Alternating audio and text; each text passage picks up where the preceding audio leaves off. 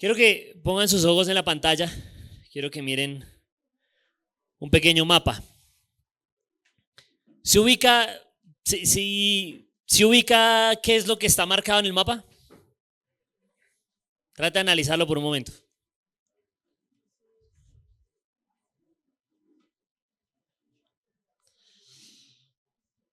Bueno, eso que está ahí primero no es ningún país actual. Eso que está ahí fue el imperio mongol del siglo XIII.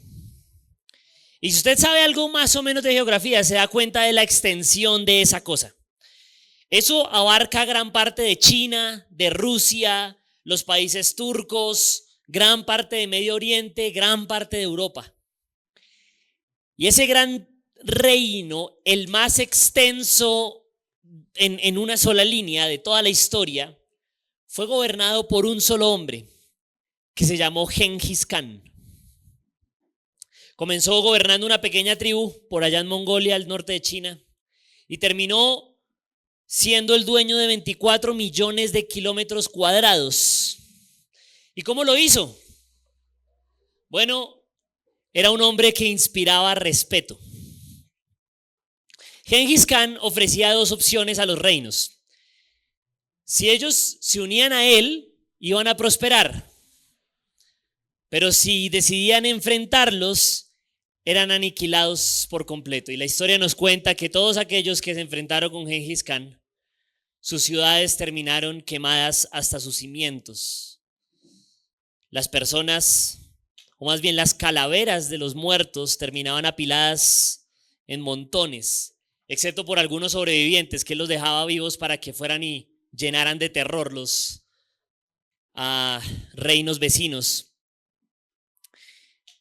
Este hombre era brillante en términos militares. Tenía generales de 10, de 100, de 1000 y de 10,000. Y ninguno era general por privilegios, sino que todos eran por meritocracia. De tal forma que cuando Gengis Khan llegaba a tocar la puerta de un reino, la gente temblaba de miedo. Y en un sentido, por supuesto, hermanos, debemos estar agradecidos de que ya no vivimos en el siglo XIII. Pero en otro sentido, lastimosamente todos aquí hemos perdido el sentido de algo que se llama reverencia. Si alguien escuchaba de Gengis Khan, inmediatamente sentía el peso del respeto. Hoy cuando hablamos de políticos, lo que nos da risa, nos imaginamos a influencers en las redes sociales. Y la verdad es que como cristianos nos falta mucho ese sentido de reverencia. Cuando pensamos en Dios, ya no pensamos en términos de temblar. Y le pido al Señor que utilice ese sermón para devolvernos un poquito ese sentido de reverencia que solían tener las personas ante un gran rey aterrador. El título de mi sermón es El Rey Aterrador. Y quiero que me acompañen a uno de los pasajes más aterradores de toda la Biblia. Vamos al Salmo 2. Lo leo en la Nueva Biblia de las Américas. Quiero que usted siga la lectura en su versión. Dice así la palabra de Dios, Salmo 2. ¿Por qué se sublevan las naciones y los pueblos traman cosas vanas? Se levantan los reyes de la tierra y los gobernantes traman unidos contra el Señor y contra su ungido, diciendo: rompamos sus cadenas y echemos de nosotros sus cuerdas. El que se sienta como rey en los cielos se ríe, el Señor se burla de ellos. Luego les hablará en su ira y en su furor los aterrará, diciendo: pero yo mismo he consagrado a mi rey sobre Sión, mi santo monte. Y ciertamente anunciaré el decreto del Señor que me dijo: mi hijo eres tú, yo te he engendrado hoy. Pídeme y te daré las naciones como herencia tuya y como posesión tuya a los confines de la tierra. Tú los quebrantarás con vara de hierro, los desmenuzarás como vaso de alfarero. Ahora pues, oh reyes, muestren discernimiento, reciban amonestación, oh jueces de la tierra. Adoren al Señor con reverencia y alégrense con temblor. Honren al Hijo para que no se enoje y perezcan en el camino, pues puede inflamarse de repente su ira. Cuán bienaventurados son todos los que en Él se refugian. Esta es la palabra del Señor. El Salmo 2 es bastante conocido y eso es bueno y malo a la vez. Es malo porque quizás estemos un poco prevenidos y digamos, bueno, yo ya entiendo el Salmo 2. Realmente no hay mucho lo que pueda aprender hoy. Espero que usted no esté pensando así.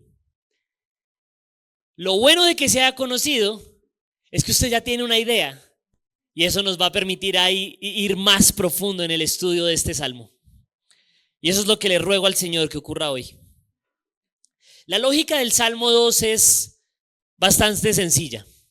Los versículos 1 al 3 nos dicen, o el salmista se pregunta, ¿por qué los reyes de la tierra se rebelan ante el Señor? Esos son los versículos 1 al 3. Luego los versículos 4 al 9 muestran la respuesta del Señor. La respuesta del Señor es que se ríe, se burla de ellos. Él tiene a su rey que es capaz de derrotar a esos reyes rebeldes. Y finalmente, y bueno, por supuesto, este es un salmo mesiánico, para nadie es un secreto que aquí estamos hablando de Jesús. Y finalmente los versículos 10 al 12 nos muestran el consejo del salmista. Ahora, reyes, tengan cuidado y sean reverentes. Sencilla la lógica del Salmo 2, ¿verdad? Todos la entendieron. Ahora, a pesar de que la lógica es más o menos sencilla, lo que es mucho más desafiante con este salmo es entender cómo se leyó en ese momento, cómo se recibió este salmo originalmente. Y es difícil por dos razones. Primero, ustedes y yo no somos judíos y no vivimos en épocas de reyes. Todo lo que usted y yo sabemos acerca de los reyes lo sacamos de la televisión. No tenemos ni idea acerca del tono y del peso que tiene este salmo originalmente. Y segundo, hemos asociado este salmo tanto con Jesús, y en efecto habla de Jesús, pero lo hemos asociado tanto con Jesús que nos es imposible leerlo como lo leyó un judío originalmente. Por eso es que leer este salmo no es tan fácil. La lógica es fácil, pero creo que aquí hay misterios. Y yo le pido que usted esté hoy atento y diga, ¿qué es lo que yo no he visto en este salmo? Y por esa distancia que tenemos con el salmo, creo que cometemos un error cada vez que decimos, ay, tan bonito el Salmo 2. Hermanos, el Salmo 2 no es bonito. Creo que erramos cuando pensamos que este salmo habla de Jesucito, o del niño Dios, o de Papito Dios. Si usted se mete a internet a leer todas las cosas que hacía el rey Gengis Khan, a usted se le pone la piel de gallina.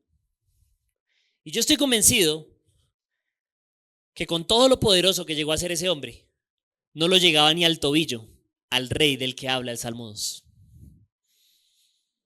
Realmente, si nosotros fuéramos judíos, nos daríamos cuenta que la persona de la que está hablando aquí da miedo.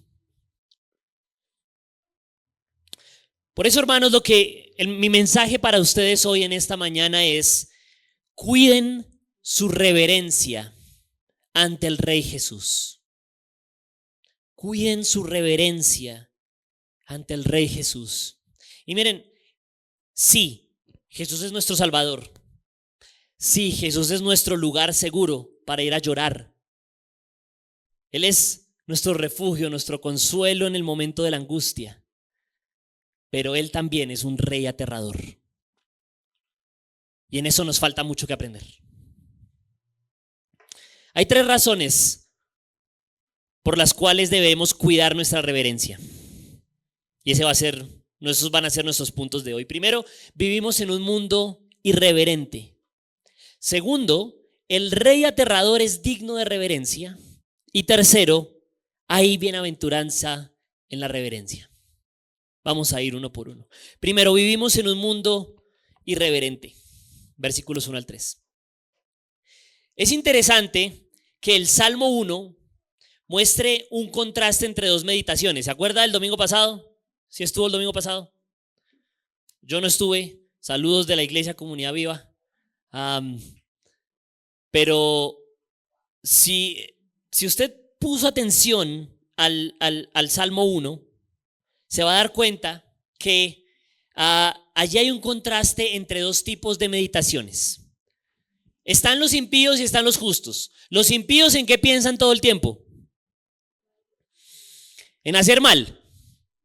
Son escarnecedores. Mientras que el justo, ¿en qué medita? En la ley del Señor. Bueno, el Salmo 2 continúa esa idea de meditación, pero ahora a un nivel internacional, por así decirlo. Miren, el versículo 1 dice que los gobernantes traman cosas vanas. Y luego el versículo 2 dice que ellos traman unidos contra el Señor. Y esa es la misma palabra que se utiliza en el Salmo 1. Es muy interesante. Esta gente todo el tiempo está pensando, está tramando, está meditando. ¿Y en qué medita? Versículo 3 dice: rompamos sus cadenas y echemos de nosotros sus cuerdas. Esto es muy interesante. En el tiempo de David había muchas naciones alrededor del pueblo de Israel. Y David estaba en guerra con esas naciones, principalmente con los filisteos. Y en medio de esa guerra, lo que David está diciendo aquí es: esos reyes muy en el fondo saben que Dios es su gobernante. Puede que estén en guerra con Israel, pero en su subconsciente ellos saben que Dios es el rey del universo. Y en todo lo que están pensando es como librarse del gobierno de Dios. Es como el militar que está pensando en cómo dar un golpe de estado. O el adolescente rebelde que está pensando en cómo escaparse de la casa y librarse del gobierno de sus padres. Ellos saben que Dios está ahí, pero no quieren someterse a Dios. Y hermanos, ese es el patrón de toda la humanidad. ¿Qué fue lo que hicieron Adán y Eva al comienzo? ¿Qué les dijo Dios? No coman del árbol. ¿Qué hicieron ellos? Comieron del árbol. Es el mismo patrón que está en la Torre de Babel. ¿Qué les dijo Dios? Dispérsense. ¿Qué hicieron ellos? Se unieron en un solo lugar y construyeron una torre para su propia fama. Y así, época tras época, en todo lo que el ser humano medita, la obsesión del ser humano es librarse del gobierno y de la autoridad de Dios. Y eso, por supuesto, se mantiene hasta nuestros días. Dios dice que un bebé en el vientre es una persona. Pero ¿qué dice la sociedad? Es un feto. Y entonces lo matamos. Dios dice: tú naciste hombre. Pero él dice: no, yo creo que soy mujer. Y entonces se cambia de sexo. Dios dice: las relaciones sexuales son para el matrimonio. ¿Y qué dice el hombre? Yo voy a disfrutar y a ser feliz. Y si no, pregúntenles a las estadísticas. Según Profamilia, entre el 2022 y el 2026, más de 210,000 bebés fueron asesinados a través del aborto.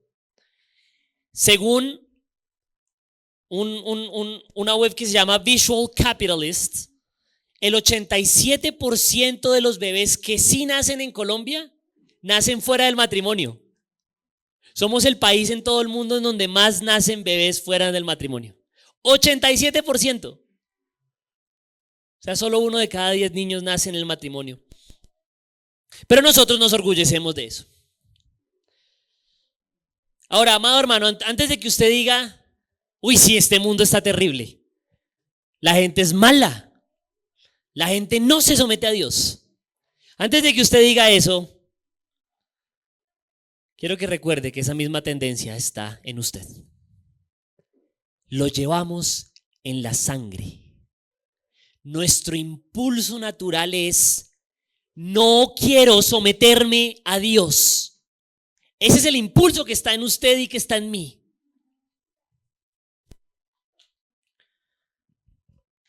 Y la mejor muestra de eso, ¿saben qué es?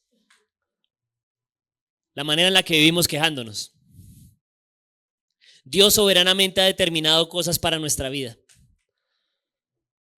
Pero nosotros vivimos en queja de todo, nada nos sirve. No nos sirve la iglesia, no nos sirven los hermanos, no nos sirve el dinero, la familia, el trabajo, en todo lado hay problemas. Dios te puso a trabajar ahí y no te gusta. Y te puso con esa familia y no te gusta. Y te pone en esta iglesia o en otra y no te gusta. Sentimos que todo en nuestra vida son cuerdas de las cuales deberíamos liberarnos. ¿Saben qué otro ejemplo hay de eso? Aquellas cosas que sabemos que deberíamos estar haciendo, pero no las estamos haciendo. Pasar tiempo en la iglesia, evangelizar, leer la palabra, estar en oración. Todo eso a veces lo sentimos como cuerdas a las cuales estamos atados y como que es un peso que Dios nos pone a llevar. Ahora, este pasaje no está hablando ni de la queja, ni del evangelismo, ni de la Biblia, nada de esto. ¿El punto cuál es? La tendencia de rebelarnos contra Dios está en todos nosotros. Y por eso, lo primero que yo le pido en este sermón es que usted se pregunte y que no termine este día sin preguntarle a Dios: Señor, ¿en qué medida yo me estoy rebelando contra ti? ¿En qué medida yo me estoy tratando de liberar de tus cuerdas y de tu gobierno? El día que usted asuma que usted es inmune a las fuerzas de la cultura, que usted es inmune a este impulso natural a la rebelión, ese día el diablo lo tiene en sus manos. Hermano, sospeche de usted mismo. El problema es usted y soy yo. Somos rebeldes por naturaleza. Por eso cuiden su reverencia ante el Rey Jesús, porque nuestra tendencia es a no hacerlo. Que el Señor nos ayude, hermanos. Ahora, ese punto era corto. Vamos a pasar al segundo, que es un poco más largo. Y vamos a dejar de pensar en los reyes que se rebelan. Vamos a dejar de pensar en nosotros que nos rebelamos. Y vamos a pensar en una razón mucho más importante para cuidar nuestra reverencia. Vamos a poner los ojos en el cielo. Segunda razón: el rey aterrador es digno de reverencia. En el tiempo de Gengis Khan había un reino que se llamaba Corasmia y era una cosa gigante, también era muy grande. Es todo lo que hoy eran los países turcos: Uzbekistán, que usted lo conoce porque jugó contra Colombia, Turkmenistán, Irán, Afganistán, Tayikistán, todo lo que termine en tan, estaba en el reino de Corasmia. Era un reino musulmán, era gigante y era sumamente próspero. Y Gengis Khan no quería entrar en guerra con ese reino. Él dijo: yo quiero ir a hacer comercio con Corasmia, porque es un país muy próspero, vamos a hacer comercio con ellos. Entonces él envió 400 comerciantes a Corasmia a comenzar a establecer esas rutas comerciales. Bueno, resulta que uno de los príncipes en una ciudad tomó a esos 400 comerciantes y los asesinó. Gengis Khan, muy diplomático, muy tranquilo, dijo: voy a enviar 3 embajadores a hablar con el rey y a pedirles justicia, porque eso estuvo mal. ¿Cómo es que yo mando a mis comerciantes y me los matan? Y entonces él envió sus embajadores. Bueno, el rey tomó esos embajadores y adivinen qué hizo. Mató a uno y a los otros 2 les cortó la barba y los devolvió humillados. ¿Qué tipo tan osado? ¿Saben qué hizo Gengis Khan? Hermanos, en 3 años Gengis Khan arrasó con todo Asia Central como venganza por lo que pasó con los comerciantes. La leyenda cuenta que el príncipe que mató a los comerciantes, Gengis Khan, le quitó la vida derramándole aceite fundido en los ojos. Millones de personas murieron, incluyendo al Shah, que era el rey, y sus cabezas fueron apiladas en pirámides. Ahora usted dirá, ay pastor, que son esas historias tan feas que usted cuenta. ¿Cómo así que mataron al gobernador con plata fundida? Pero hermanos, ese es el tono de este salmo. Miren la respuesta del rey del universo frente a los gobernantes rebeldes, versículos 4 y 5. El que se sienta como rey en el cielo, en los cielos, se ríe. El Señor se burla de ellos.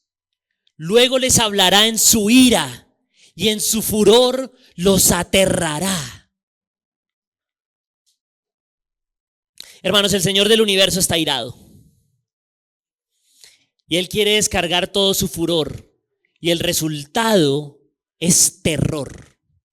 Esas palabras no son mías, ahí está. Ahí están, literales en la escritura, no me las inventé. Y yo no les pido que dejen de pensar en Dios como Abba Padre. Él es Abba Padre. Él es Papito Dios, eso es cierto. Pero Él también es este Dios aterrador. Ahora, ¿saben qué es lo más interesante de todo el pasaje? La amenaza que Dios le hace a estos reyes es sumamente particular. Si usted ha venido poniendo la atención a los versículos, ¿usted cuál espera que es la amenaza que Dios les va a dar? Probablemente diríamos algo así como, si ustedes no se someten, voy a ir, voy a atacarlos y voy a destruirlos, ¿cierto? Algo así tendría sentido. De hecho, eso es lo que Dios hace en los profetas. Cuando leemos los profetas, más o menos así es que habla Dios. Dios dice, voy a ir y voy a destruirte. Pero en este salmo, Dios hace una amenaza muy extraña. Miren el versículo 6.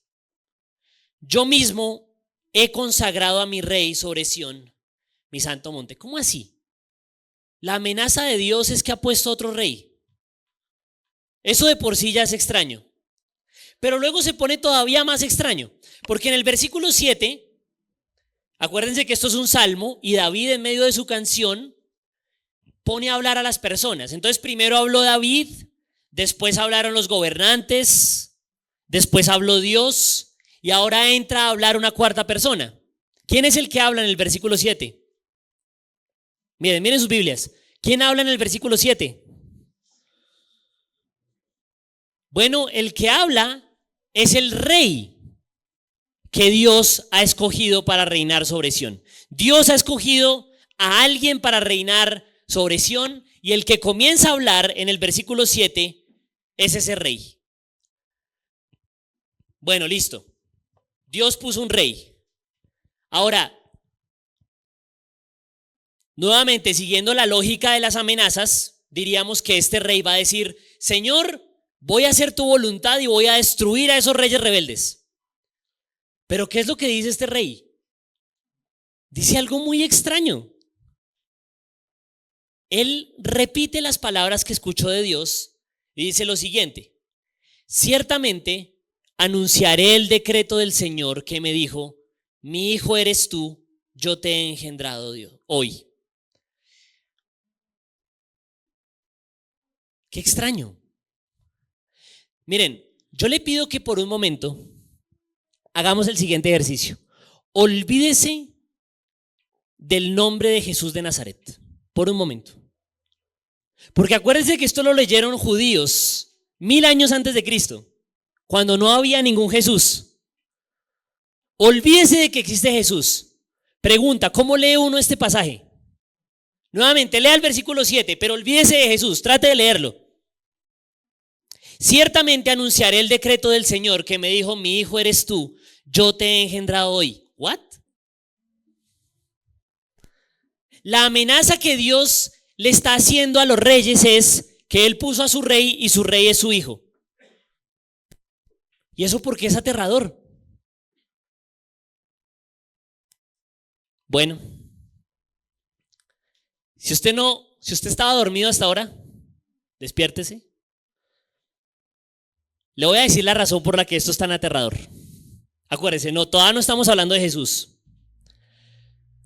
En el versículo 7, lo que David nos está diciendo es que Dios va a poner un rey que cumple la promesa de 2 de Samuel, capítulo 7. Ese fue el pasaje que leímos al comienzo del culto. Voy a volver a leer los versículos 12 al 14. Quiero que le pongan mucha atención, porque sin este pasaje es imposible entender el Salmo. Dice así, 2 de Samuel 7, versículos 12 al 14. Cuando tus días se cumplan, esto es Dios hablándole a David, cuando tus días se cumplan y reposes con tus padres, levantaré a tu descendiente después de ti, el cual saldrá de tus entrañas, y estableceré su reino. Él edificará casa a mi nombre, y yo estableceré el trono de su reino para siempre. Yo seré padre para él, y él será hijo para mí. Miren, a simple vista esto no parece tan aterrador porque leemos demasiado rápido la escritura, pero piensen en la promesa que Dios le está haciendo. Primero, Dios le está prometiendo que va a establecer su reino. O sea que este rey va a tener un reino gigantesco. De hecho es lo que dicen los versículos 8 al 9, que Dios le da los reinos a este rey que él mismo ha ungido. Eso de quebrantar a los enemigos con vara de hierro, eso era una costumbre que tenían los antiguos. Y es que un rey, cuando era ungido, tomaba una vara de hierro y destruía una vasija, simbolizando que ahora iba a gobernar sobre sus enemigos. Así que Dios toma a su rey, establece su reino, le entrega el reino. ¿Hasta ahí vamos bien? Esa es la promesa. Y lo segundo que le promete es que este rey va a reinar ¿por cuánto tiempo? Este rey va a tener un reino que es para siempre.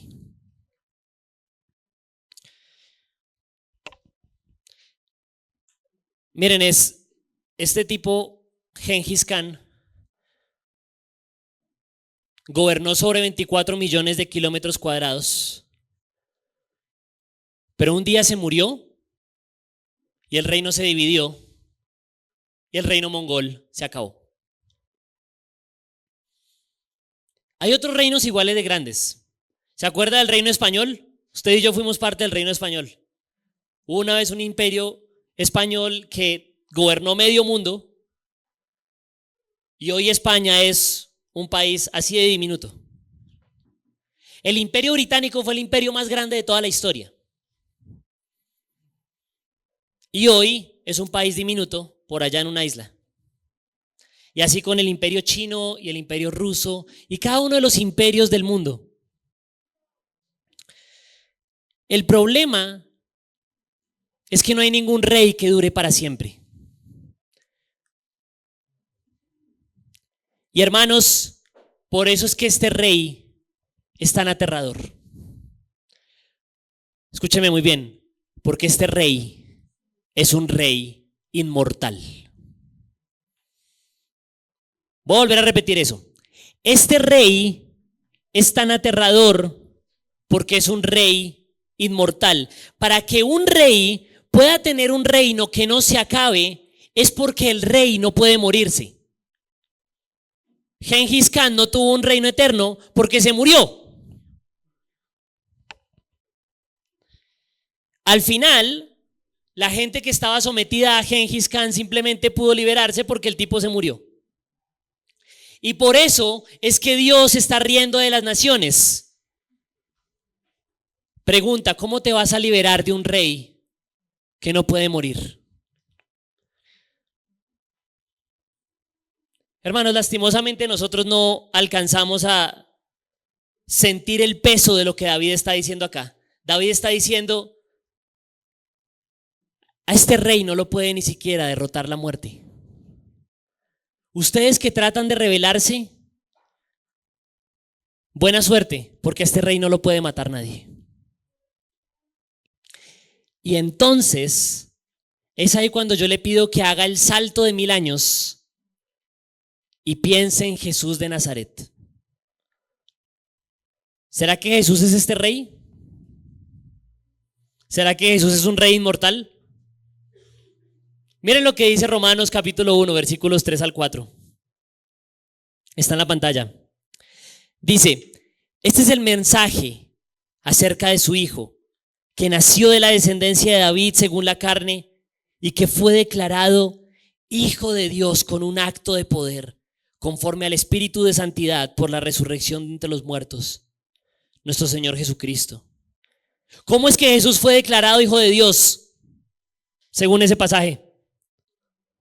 Con un acto de poder. ¿Cuál acto de poder? La resurrección de entre los muertos. Hermanos, ¿será que Jesús es un rey inmortal? La muerte intentó quitarle la corona a nuestro rey Jesús. ¿Y sabe qué pasó? Que Jesús resucitó. Hermanos, ni siquiera la muerte puede quitarle el reinado a Jesucristo. Ya lo intentó y falló en el intento.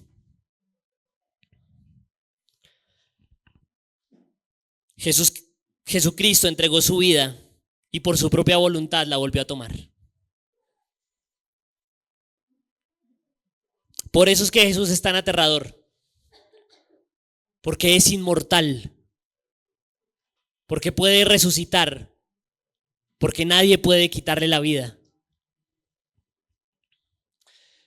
Hermanos, yo creo que nuestra visión de quién es Jesús es demasiado baja. Al vivir en nuestro contexto católico, para nosotros la resurrección es una leyenda, como que todo el mundo sabe que un tal Jesús resucitó alguna vez. Tanto que un simple hombre como Gengis Khan nos parece más aterrador con lo de la plata fundida y todo esto. Pero yo les aseguro que no hay nada más aterrador que pensar en que una persona no puede morir. Eso es lo que hace que el Rey Jesús sea tan poderoso. Y por eso el Señor se burla de ellos. Ustedes se van a enfrentar a mí, dice el Señor. Bueno, buena suerte. Tienen que pelear con alguien que no puede morir. Hermanos, pidámosle hoy a Dios esto en oración. Señor, dame una visión más elevada del poder de Jesucristo.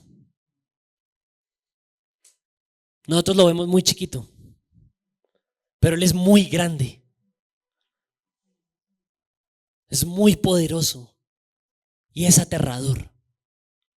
Por eso, hermanos, cuidemos nuestra reverencia delante del Rey Jesús, porque usted no quiere estar en problemas con alguien que es inmortal.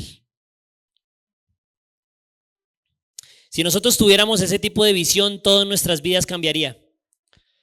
Los padres se responsabilizarían más con los hijos al saber que Dios coronó a su hijo.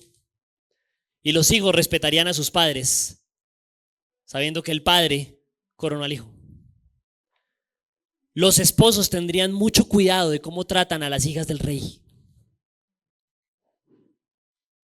Las esposas respetarían a sus maridos porque ese marido representa al rey inmortal. Y el pastor, y esto acá es una exhortación muy fuerte, el pastor cuidaría mucho mejor de sus ovejas, porque representa al príncipe de los pastores. Y las ovejas se someterían con mucho más gozo al pastor, porque él representa al príncipe de los pastores. Hermanos, que esta visión aterradora de Jesús llene nuestras vidas.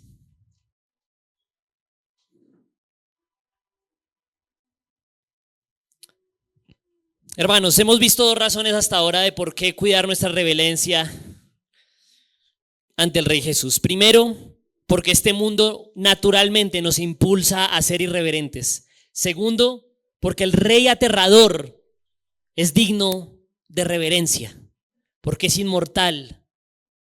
Nadie puede destruir su reino. Y finalmente, Vamos a la tercera razón. Hay bienaventuranza en la reverencia. La pregunta de fondo en este salmo es, después de observar a Jesús, el Rey inmortal, ¿qué vas a hacer? Esa es la pregunta. Y David termina con una exhortación en los versículos 10 al 12.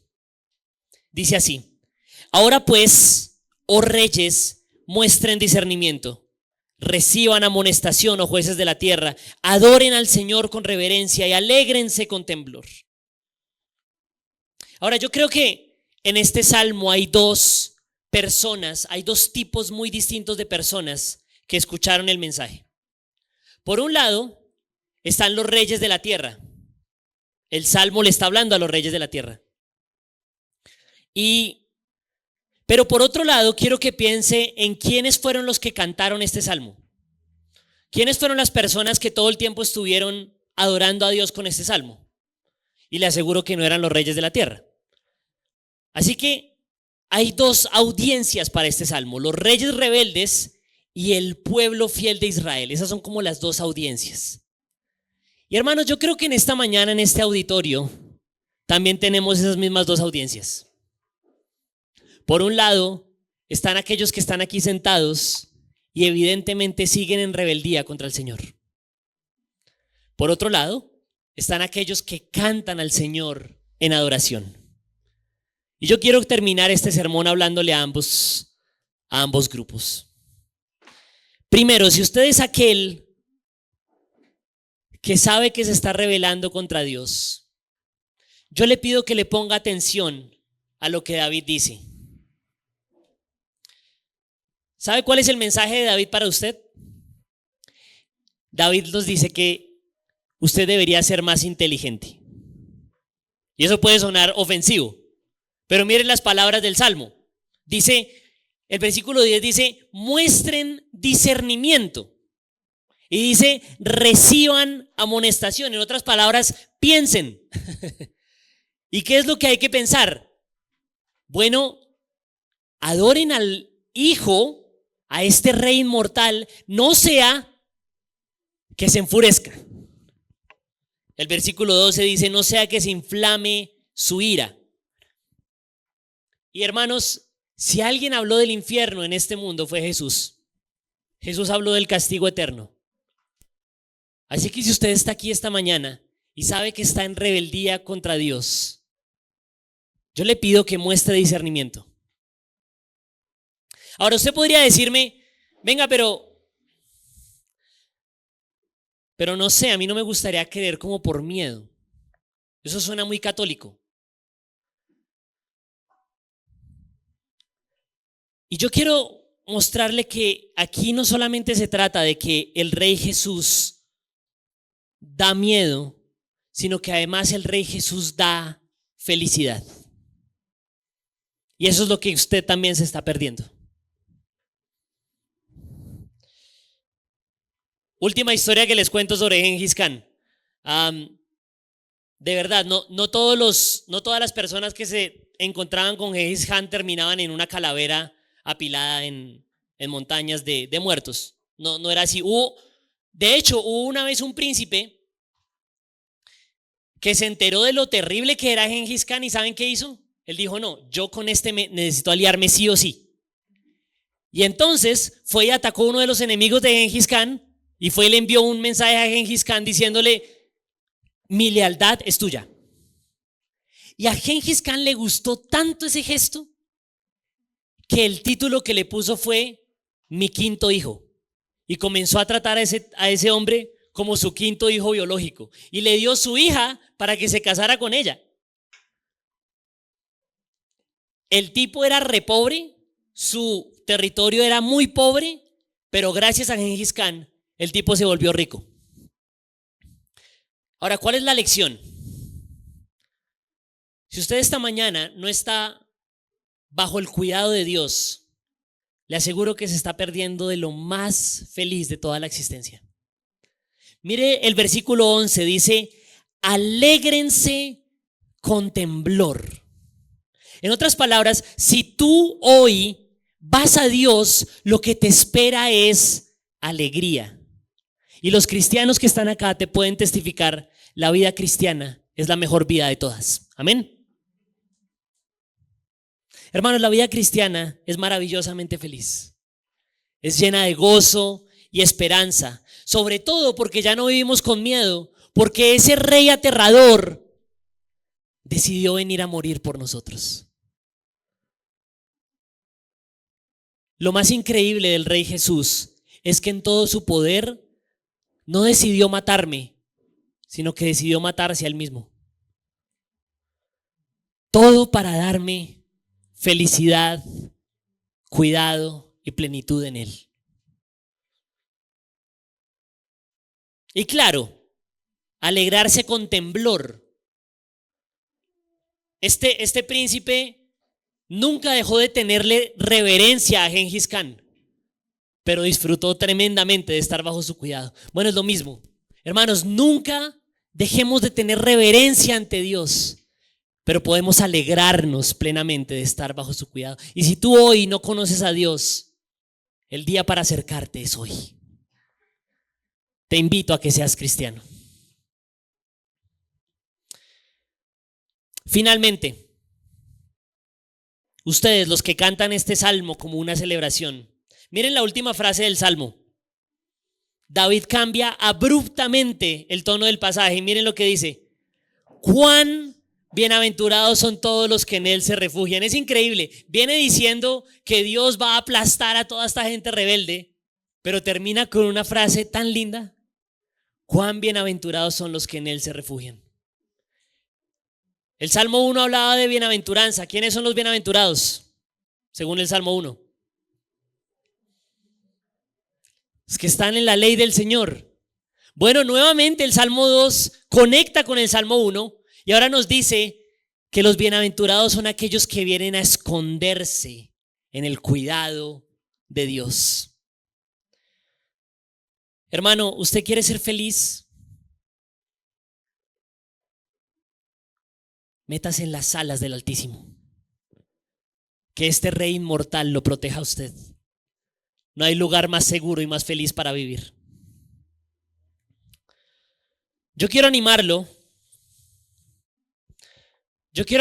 como última cosa en el sermón a que no le tenga miedo al hombre. Entonces, este mundo está lleno de irreverencia, este mundo está lleno de gente que odia a Dios y está lleno, por lo tanto, de gente que odia a los cristianos. Pero ¿saben cuál es la confianza que nosotros tenemos? Miren lo que dice Mateo 10:28. Dice: no teman a los que matan el cuerpo, pero no pueden matar el alma. Más bien teman a aquel que puede hacer perecer tanto el alma como el cuerpo en el infierno. Hermanos, no le temamos a los hombres que odian a Dios. Ellos van a ser derrotados al final. Al final del culto vamos a orar por un país que está siendo perseguido. Vamos a orar por Nicaragua. Y al día de hoy muchos cristianos siguen siendo asesinados por su fe. Pero miren lo que dice segunda de Tesalonicenses 1, versículos 6 al 8. Dice: porque después de todo, es justo delante de Dios que Él pague con aflicción a quienes los afligen a ustedes, pero que Él les dé alivio a ustedes que son afligidos, y también a nosotros, cuando el Señor Jesús sea revelado desde el cielo con sus poderosos ángeles en llama de fuego, dando castigo a los que no conocen a Dios y a los que no obedecen al Evangelio. Hermanos, un día Jesús va a volver. Este Rey inmortal va a terminar de saldar cuentas con todos aquellos que se rebelaron. Y si ustedes y yo estamos descansando dentro del cuidado de este Rey inmortal, ese día recibiremos alivio de todas nuestras luchas. No sé si usted siente el dolor de vivir en un mundo que odia a Dios. A mí personalmente me duele mucho, es horrible. A veces hay días que se siente demasiado abrumador ser cristiano en medio de un mundo que odia a Dios. Pero un día el Rey inmortal viene a saldar cuentas. Y ese día seremos aliviados. Amado hermano, cuida tu reverencia delante del Rey Jesús. Primero, porque vivimos en un mundo irreverente que nos impulsa a la irreverencia. Segundo, porque el rey aterrador es digno de reverencia, es inmortal, ni la muerte puede con él. Y tercero, porque hay bienaventuranza en la reverencia. Son mucho más felices aquellos que se amparan bajo el abrigo de Dios.